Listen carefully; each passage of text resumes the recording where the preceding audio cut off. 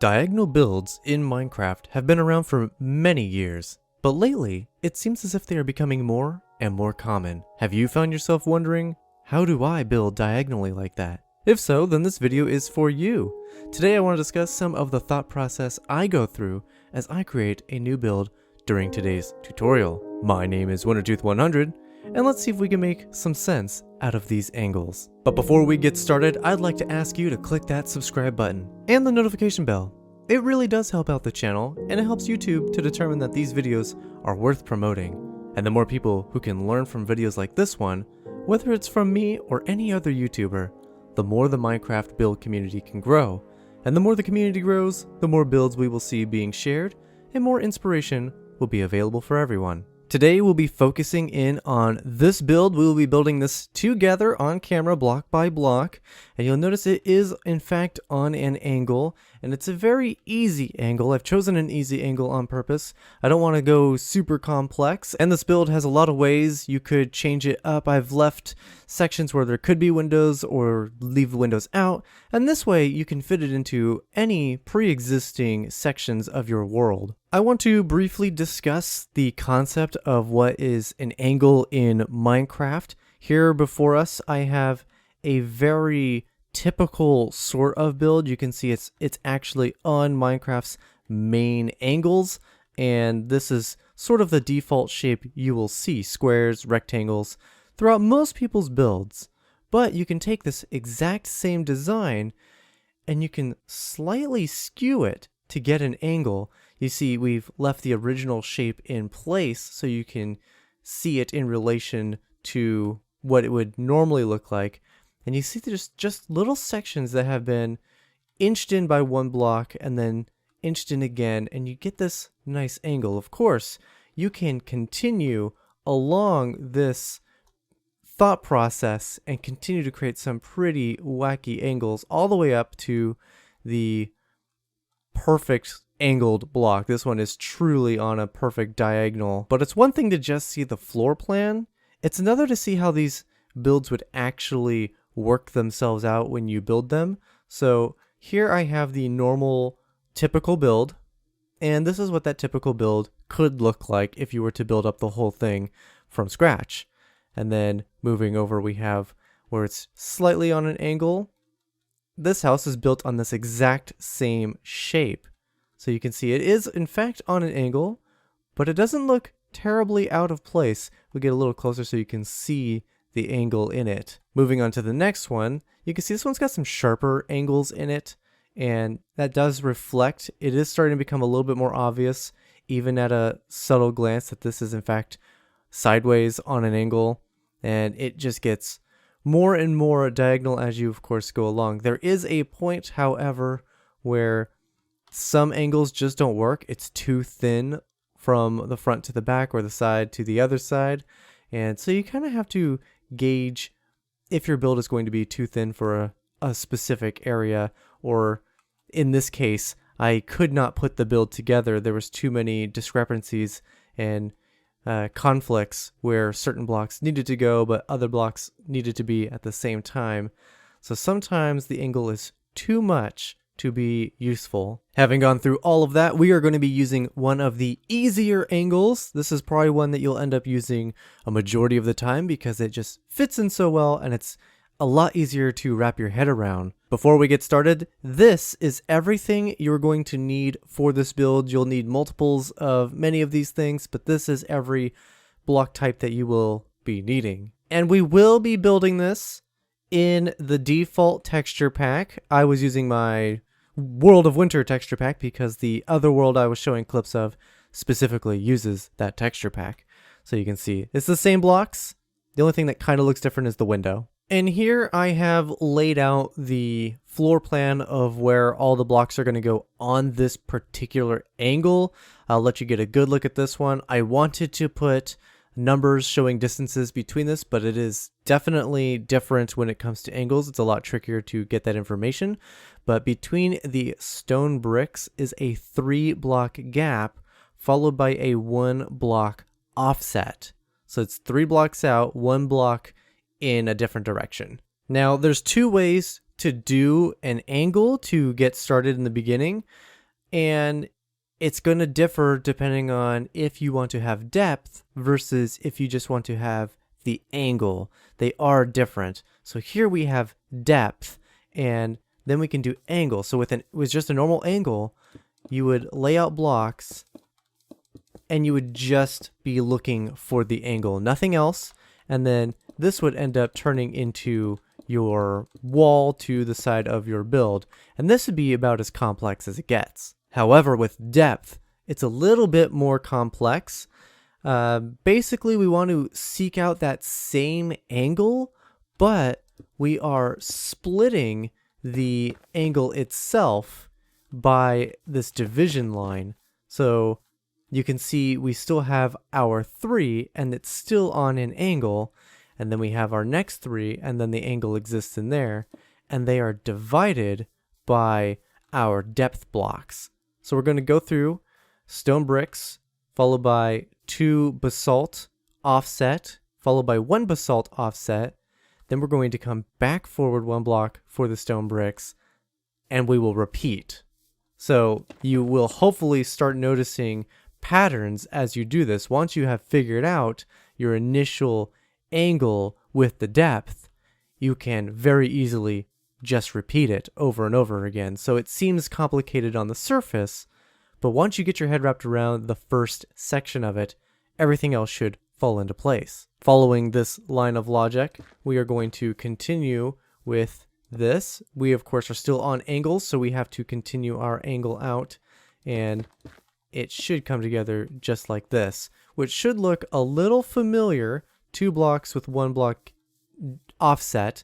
However, the offset on this one is forward because we are following the angle for the side of the house instead of the front of the house. When you reach the back side, you're going to notice that it's decided to create your angle for you, and the only option is to put the 2 right next to that, because you could do it like this, but then you're going to have some issues with your wall and roof later as a result. So we want to follow the predetermined angle that it's presenting to us, and then we will repeat this angle as it appears for the entire length of the back side of the house. And here we have 2 options on the last side of the house.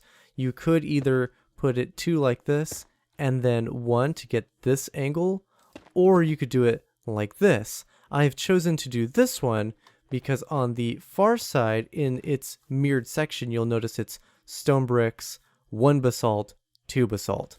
So if we come back to this side, I want to have the same thing. Stone bricks, 1 basalt, 2 basalt. So we are following the same pattern as the other side.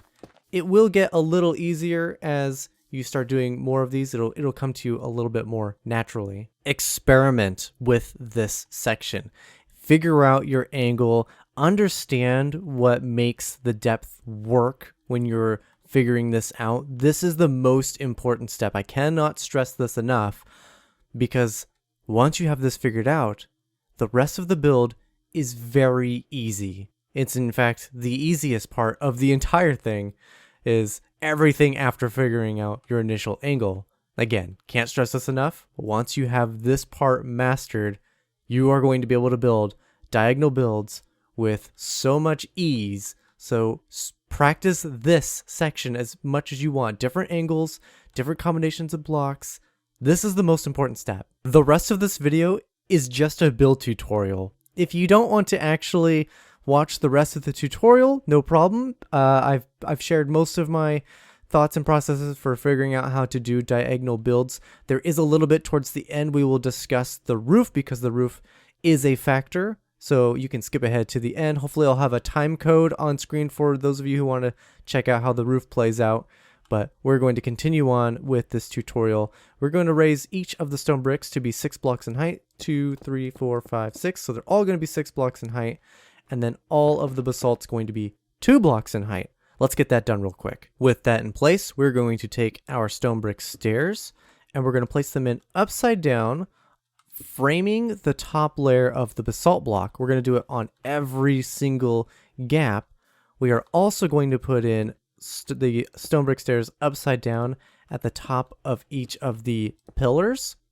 And additionally, we're going to take any block, I'm just using stone bricks, and we're going to place in a temporary block. This is temporary. You'll see for the next step why we need this temporary block. We will end up removing those bricks though. And it should look something like this when you have it all in place. If you are confused, hopefully you're not confused. The slabs and stairs should be completely flush against the basalt as the basalt appears. So hopefully that wasn't too confusing for you guys. We're going to take our stripped spruce logs and we're going to place them against these temporary stone bricks. And that is why we want the temporary stone bricks because this is a orientation block. It depends on how you place it in to get which texture to appear on what side, and we want this texture to appear like this. We're going to wrap this all the way around, so it should look something like this. And then just on the front, we're going to focus on just the front right now. We're going to place in the stripped logs directly above each of the sides to create these little windows. We're going to do upside down stairs along the bottoms above the stripped log, and then directly above those we're going to do right side up ones, and then we're going to place in glass in each of them to create our windows for the front. Next, we're going to just copy that build straight forward, and the whole side of it is going to be all stripped spruce logs. And then when we wrap around right here, we will also do one section that is solid, and then we're going to return to doing 2 windows here along with 1 window on this side, and then we're going to do a door right here. So you're going to end up just sealing in these 3 sections completely, and then for the rest of them you're just going to do the side-by-side logs. And then on the back side it's pretty straightforward. You want to make sure you're staying above the spruce logs, place in your upside down stair and your right side up stair, and then same for this one. And we'll place in our glass now. You will see there is a gap here. We're going to resolve that by going to the inside and just putting in another beam directly behind those beams. That way it seals that gap. And then wrapping around the last side of it, same thing, upside down, right side upstairs, and then glass. We have all of our windows in. And you may be wondering why this side is left flat. And to really explain that, we have come into my 1 build a day for the whole year challenge world, where I have been building in angles the entire time. If I were to do details on the side of this house, you now would never know that I did details on the side of that house, because the great thing about angled houses is they're so perfect for building side by side with other angled houses. And if you do that, you won't see the side anyway. If you don't have any plans to build another house directly attached to your current one, go ahead and throw some windows in. But if you want to continue to build on angles and start creating a city, you might want to save yourself the resources and the time and skip some of the sides of houses wherever you can, because they're probably just going to end up connecting up anyway, and there's no need to waste those materials. You can definitely see here that a lot of these houses are side by side and touching. Next, let's get the door in place. It's pretty straightforward. In front of this pillar on the left hand side, we're going to place in a stone brick. We're going to skip 2 and place in another one just like that. We're going to do some upside down stairs above those. Then we're going to grab our oak stairs and we're going to just start placing them in right side up and upside down, back and forth until we are level with this. Then we'll place these in. We're going to take our slabs and place it in just like that. And then we can pop this one out and just fill them in like that, because we're going to go ahead and place in our door right here, just like that. Let's round out the door by placing in an upside down spruce stairs so it's enclosed like that. We're going to go back to our stone bricks and we are going to place them in this corner, staying in line with the bricks we placed there and this pillar here, until we are 1 block up like this. Then we're going to repeat it right here just like that. Make sure that this pillar is the same height as this one. We're going to place slabs on top of them, and then we're going to take our stairs and we're going to place them upside down all the way across, connecting like this and on this side. And then we will take our anvils and create our little railing just like this. we're going to do basalt, and we're going to place it down offset in the back, just like that, and again over here. And then we're going to take our stairs and our slab, and we're going to cap these in so they look like they're a piece of the original framing for the house. Now we have ourselves a staircase that leads to the front door of our build. Here you can use either the beehive or the oak planks. I prefer beehives, but they are a little harder to get, so the oak planks would be fine. Let's remove all of our temporary blocks in here, and then we're going to place in a floor right where those temporary blocks were sitting. Again, you can either use oak planks or you can use beehives. I think the beehives look better. Now we're going to take our spruce logs and we're going to work on the trim around the build that separates the second floor from the first floor. And on top of each of the pillars, we're going to put in one of the spruce logs with two of them out just like this. We're going to repeat that all the way around. And then we can place buttons on the ends of each of them to kind of look like there's little nails helping to secure these beams in place. Then we're going to use the spruce wood, that's the one with the 6 faces, and we are going to bring them out on top of the existing frame. We want to make sure we're still keeping the angles, and we're using these so we don't have these empty faces on the ends like that. We want them to look a little cleaner, and we're going to repeat that all the way around, staying again directly on top of what we've already built, maintaining our angle. On the back side, because we placed in that additional beam, just ignore the additional beam we made and just keep the frame on the outermost layer of the angle. With all that in place, we're going to take our spruce fence and we're just going to put them in the corners like this all the way around, along with the gates in the middles opened, again, all the way around. Let's welcome back everyone who skipped ahead for the roof part of it. We are going to be placing in first the frame, and then we are going to talk about how you fill it in. And the frame is very important. We're going to start on the front of the house, and we're going to come to either side of this and place in 3 dark oak stairs right side up. You can see that they're centered on the beams on either side. You will notice that this goes straight across, but this one we turn to an angle. We want to keep our stairs and everything that is a part of this frame directly in line with the gates, the fences, and the bits of logs that are protruding from the main beams themselves. We want to make sure we're directly above those the entire time. We are going to place in upside down stairs next to each of the fences, and here you can already see that we have to make an exception right here and bring it out one to stay on top of these guys. We're going to place in a stair on top of each of these ones with an upside down stair on the back sides. On this one, you can see that it is no longer directly on top, so we're going to need to place one inward to maintain being on top of this. This is so we can maintain our angles even in the shape of our roof. Next, we're going to take the planks and we're going to place them above those upside down stairs. And then we're going to do stairs upside up and upside down on top of each of them. We're going to repeat and do another 1 block. And we're going to do the stair once more the entire time, making sure you are staying in line with our frame. Then above these stairs, we're going to do 2. And they're going to get a stair.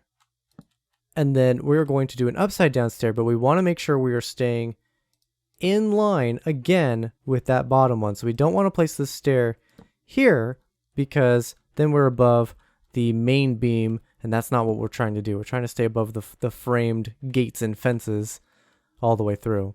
We're going to do a stair on top of that with an upside down one out just like this. We're going to repeat this on the back side, but I am going to attempt, attempt being the key word, I'm going to attempt to do this quickly so you can see it as it should in theory be done in real time. So we're placing in our stairs and our upside down stairs and making sure we are staying in line with the frame that I have been mentioning over and over again. It's a little tedious. It's just back and forth all over again. Don't forget we're going to do 2s on the last one. And it is a little different on this one. You'll notice that the gate is on the back side instead of the front side. So we're going to place our stair in on the back side one instead of the front side one. And then we're going to do the frames for the sides. They are virtually identical to the ones we just made in that they are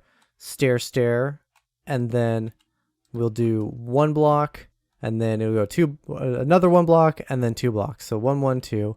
And it's going to repeat that. We're doing exactly the same thing. We want to make sure we are staying above the frame that we have defined for ourselves. So right here, you'll see we have to come in just to stay on top of that. And again, here we are with our 1s, and then we'll do our stairs for them. Again, making sure we are staying in line. It's very easy to just not pay attention for a single one, and then things are automatically just not going to line up for you in the later steps. But once you reach the top and you cap this off, you should notice that you are level with the other ones.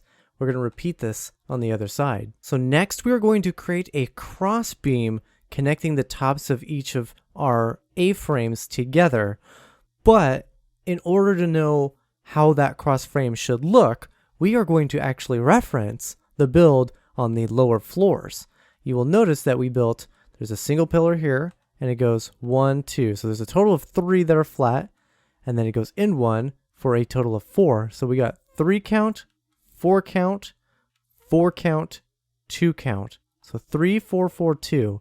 We're going to take our spruce wood and we are going to place it in right here, and we're going to give it that exact same count. 3, 1, 2, 3, 4, 1, 2, 3, 4, 1, 2. And you'll see that it lines perfectly up.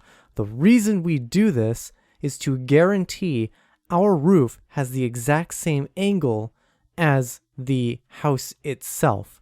We want to do it again with this side. So you can see we have 3, and then 4, and then 2. So we're going to do the same thing up here. We're going to come up here. We're going to go 3, 1, 2, 3, and then 4, 1, 2, 3, 4, and 2, 1, 2. And then we have our cross beam in place, and we can guarantee that the roof will have the exact same angles as the house.